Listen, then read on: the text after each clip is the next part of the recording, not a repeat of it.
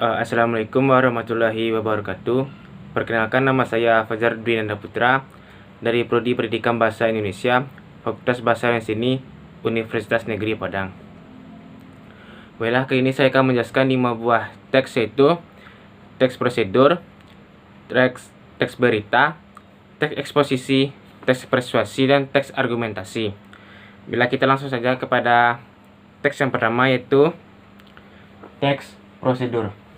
Teks prosedur adalah teks yang berisi langkah-langkah yang harus ditempuh untuk mencapai tujuan yang diinginkan dan terdapat penjelasan atau keterangan dalam langkah-langkah tersebut.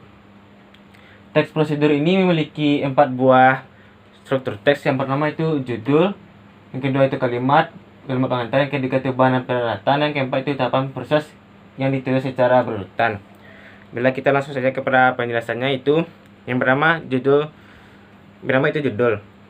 Judul pada teks prosedur ini diartikan ialah sebagai suatu aktivitas atau kegiatan yang akan dibuat atau dilakukan. Yang kedua itu kalimat pengantar. Kalimat pengantar di sini diartikan ialah sebagai pernyataan pembuka di dalam menyampaikan tujuan penulisan. Yang ketiga itu bahan dan peralatan. Bahan serta peralatan ini diartikan sebagai rincian peralatan yang digunakan serta bahan yang digunakan selama proses produksi atau pada aktivitas yang dilakukan. Baik, yang terakhir itu tahapan proses ditulis secara berurutan. Tahapan ini merupakan tahapan atau tata cara atau proses yang harus dilakukan sesuai teks prosedur. Yang tentu tahapan ini harus dilakukan dengan cara berurutan dari awal hingga akhir. Bila untuk selanjutnya saya akan menyebutkan contoh dari teks prosedur. Yang pertama itu cara membuat telur ceplok atau bisa disebut dengan telur mata sapi. Telur ceplok atau yang biasa disebut telur mata sapi adalah makanan favorit banyak orang. Disebut telur mata sapi karena bentuknya yang seperti mata dengan kuning, telurnya masih utuh di tengah. Untuk pembuatannya sendiri sebagai berikut. Alat dan bahan yang diperlukan adalah yang pertama itu telur, yang kedua itu minyak, dan yang ketiga itu penggorengan. Cara kerjanya itu yang pertama, panaskan dulu minyak dalam penggorengan. Yang kedua itu pecahkan telur di atas penggorengan dan beri sedikit garam untuk penambah rasa. Dan yang terakhir itu balik telur hingga kedua sisi matang dan siap dihidangkan. Baiklah, untuk teks yang kedua yaitu teks berita.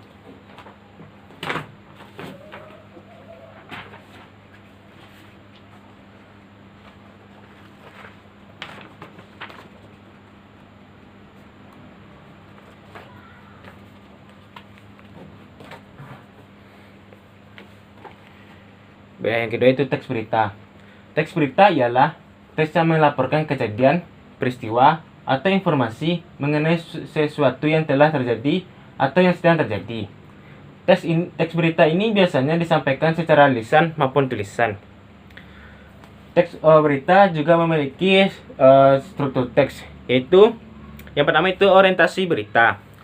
Orientasi berita itu berisi mengenai pembuka dari suatu peristiwa yang diberitakan.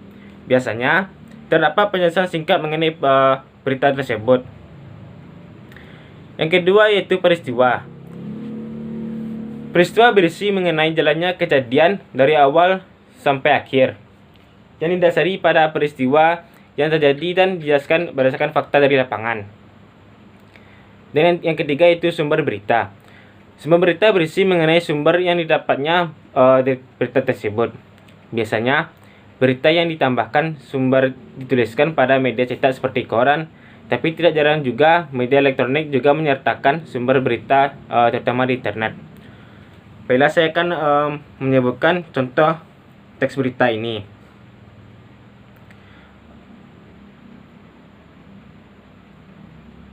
Sebentar.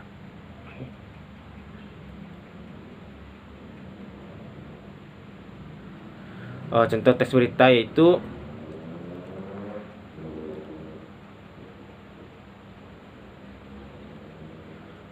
teks beritanya itu 10 hari menjelang Lebaran, Sabtu tanggal 15 bulan September, Pelabuhan penyeberangan Merak mulai dipadati truk-truk. Truk-truk tersebut mengangkut barang non-sembilan bahan pokok yang artinya non-sembako.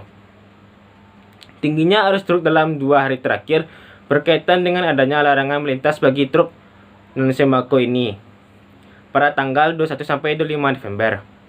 Larangan tersebut berlaku bagi truk bersumbu lebih dari 2, truk gandengan, truk tampelan, dan truk kontainer.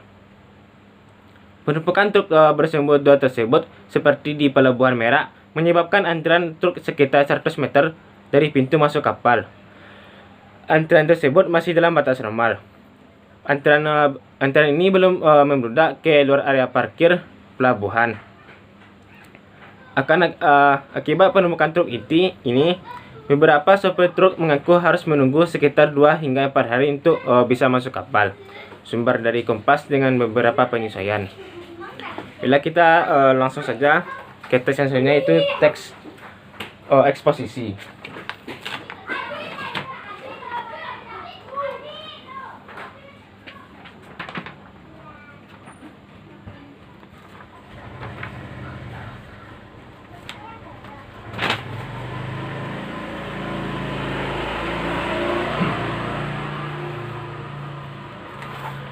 Baiklah, teks eksposisi adalah sebuah teks yang mengandung informasi dan pengetahuan yang disajikan secara singkat, padat, dan akurat.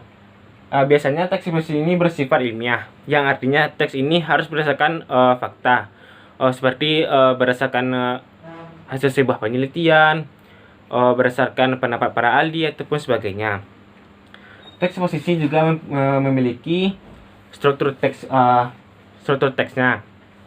Yang pertama itu judul. Judul hendaknya ditulis dengan kata yang singkat, menarik, dan syarat akan makna yang dapat menggambarkan apa yang dibahas dalam teks eksposisi tersebut. Dan yang kedua itu pernyataan umum atau tesis. Pada bagian ini berfungsi untuk memperkenalkan topik sekaligus menyampaikan pembaca pada posisi tertentu. Misalnya seperti pembaca yang setuju pada eksposisi tersebut ataupun tidak. Yang ketiga itu argumentasi atau alasan. Panjang atau pendek pada argumentasi tergantung pada jumlah argumen yang telah kita kenalkan secara garis besar pada bagian pernyataan umum. Kemudian kita sebutkan ulang dan jabarkan kembali argumen tersebut. Pengembangan argumen menjadi paragraf ini dilakukan melalui penyajian contoh dan alasan. Dan yang keempat itu penegasan ulang pendapat atau bisa disebut simpulan. Simpulan ini dilakukan berdasarkan pada argumen yang telah kita sajikan sebelumnya. Bila saya akan menyebutkan contoh dari teks eksposisi yang judulnya Realita Hukum di Indonesia. Dalam hal ini sebenarnya hukum yang ada di Indonesia ini sebagaimana yang telah diatur pada undang-undang telah secara tegas mengatur hukuman bagi pelaku tindak kejahatan. Namun realitanya seringkali terjadi tindakan ketidakadilan hukum yang merugikan banyak orang. Hukum boleh saja tegas, tetapi tidak di hadapan koruptor. Bukan rahasia lagi bahwa para koruptor di Indonesia mendapatkan hukuman yang tingkatannya masih tergolong ringan. Seringkali kita melihat berita bahwa seorang maling dijerat masa hingga tewas. Namun belum ada koruptor di Indonesia yang dikeroyok masa hingga tewas. Hukum di Indonesia ini bisa dikatakan tegas pada rakyat kecil saja. Contohnya saja pada kasus Nenek Asyani yang diduga mencuri kayu. Beliau terancam hukuman penjara selama 5 tahun. Sungguh tidak adil memang jika dibandingkan dengan hukuman yang diterima oleh para koruptor. Bila kita ke teks yang selanjutnya itu teks persuasi.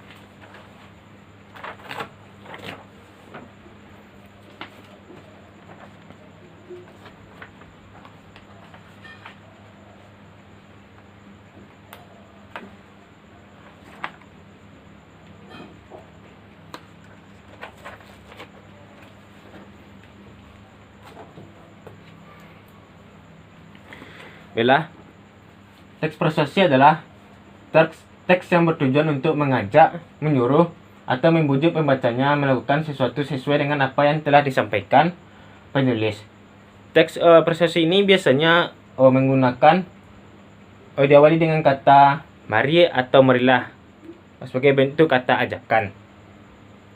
Teks persuasi ini memiliki 4 buah struktur teks. Itu yang pertama itu pengenalan isu. Pengenalan isu ini berupa pengantar atau awalan pada teks yang mengenai isu atau permasalahan yang akan dibahas pada teks. Yang kedua itu rangkaian argumen.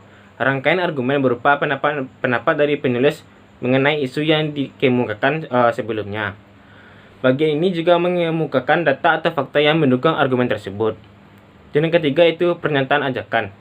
Pernyataan ajakan berupa kalimat-kalimat dorongan kepada para pembaca untuk melakukan sesuatu. Biasanya, pernyataan-pernyataan tersebut bagian awal katanya berupa kata mari atau marilah. Yang keempat itu penegasan kembali. Penegasan kembali bertujuan untuk memperkuat pernyataan dan argumen-argumen sebelumnya. Bila saya akan menyebutkan contoh dari teks argumen, teks persuasi. Contoh teksnya itu, judulnya itu hindarilah rokok meskipun sebatang. Rokok mengandung bahan dan zat kimia yang berbahaya bagi sistem pernapasan tubuh manusia. Tar dan nikotin merupakan salah satu zat kimia yang berbahaya yang ada dalam sebatang rokok. Rokok mengandung lebih dari 4.000 bahan kimia yang dimana 200 diantaranya adalah racun. Semakin besar isi kandungan tar dan nikotin dalam sebatang rokok, maka semakin besar pula dampak negatif yang diterima oleh tubuh manusia. Dampak negatif ini dapat berupa penyakit jantung, kanker, impoten, dan lain sebagainya. Selain itu, gangguan kehamilan dan janin merupakan dampak negatif bagi wanita yang menjadi perokok aktif. Karena dampaknya yang begitu besar, maka hindarilah merokok. Marilah kita jaga kesehatan kita dan orang-orang yang ada di sekitar kita. Belah kita ke teks yang terakhir, yaitu teks argumentasi.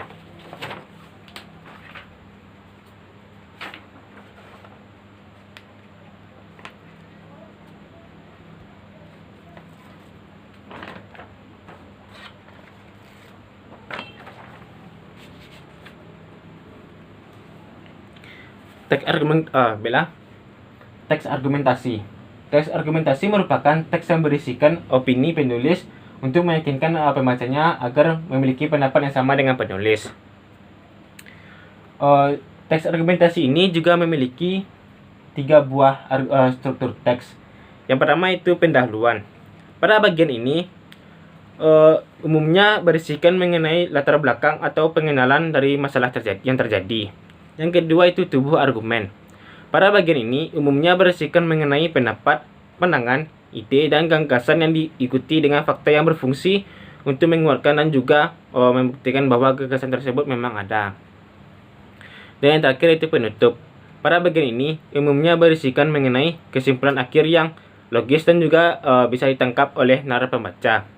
Bila saya akan menyebutkan contoh teks argumentasi yang berjudul meningkatkan pendidikan para petani.